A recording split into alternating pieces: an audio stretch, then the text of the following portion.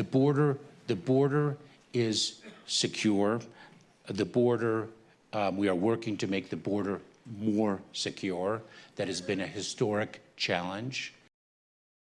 I mean, seriously?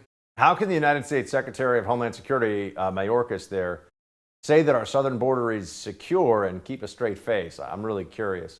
There were more than 207,000 migrant encounters in June alone, the fourth month in a row where the number of encounters breached the 200,000 level. But unlike Mayorkas, our next guest has real firsthand experience of what's actually going on down at the border day in and day out. He says it's anything but secure. Here's the Vice President of the National Border Patrol Council, Chris Cabrera. Chris, great to see you again, man. Thank you for giving us the time.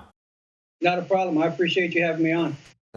Someone asks you the very straightforward question that clearly Mayorkas had asked of him. Is the border secure right now? What is your answer, Chris? The border is anything but secure. And for anybody to say otherwise that is in this job, they would just be you're just flat out lying. And for the head of the Department of Homeland Security to say 207,000 people that we know of have come across, if that's security, I would hate to see what insecurity is like. So who is being let in right now and who is being turned away? I mean, we're talking about over 200,000 people a month that they are telling us about that they know have been let into the United States. I mean, Chris, are we looking at, is it almost all or mostly family units? Are there a lot of single adult males again? I mean, who comprises these groups, these massive numbers that we're seeing every month? It's a little bit of everybody. I think we're right at about 160 different countries this year that we've seen. We're seeing people not just from Central and South America. We're seeing Georgia, Chechnya, Russia, Pakistan, China, India, you name it. They're coming across, and some are turning themselves in. But a good chunk of them are also running. We're starting to see a lot more car chases, alien smuggling attempts, and a lot more drugs coming across because they know that we're saddled down with the ones that are turning themselves in. It's all orchestrated to distract us and occupy our time while the others are trying to run and get through us. And I think if Mr. Mayorkas would come down and actually take a look instead of doing the dog and pony show, he'd actually see what was going on. But unfortunately, he's just playing the role of yes man. So, we're talking usually about, or the focus is usually in the news about the official number, right, Chris, which you know very well, because you're actually seeing those numbers tick up day in and day out.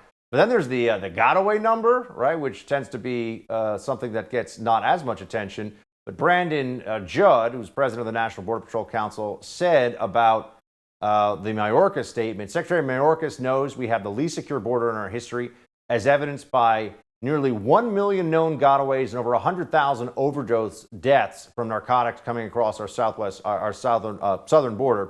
There are easy solutions, but based upon the evidence and a refusal to implement programs to secure the border, it's clear this administration, including Secretary Mayorkas, clearly do not care about the American people. Chris, just this gotaway number, first of all, about 1 million? Is that really the number of because those are just people, right, who are usually adult males, right, single males, and also they're just in the country. We have no idea who they are. Is it really that high, the number?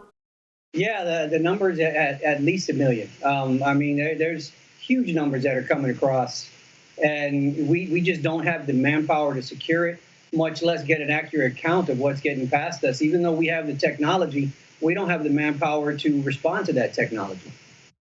What you have manpower, unfortunately, that manpower is tied up dealing with the processing and the babysitting duties. So if that manpower would get freed up by putting actual policies in place that would deter folks from coming and turning themselves in, then we could get back to the job at hand, which would be securing our borders from people that have bad intentions.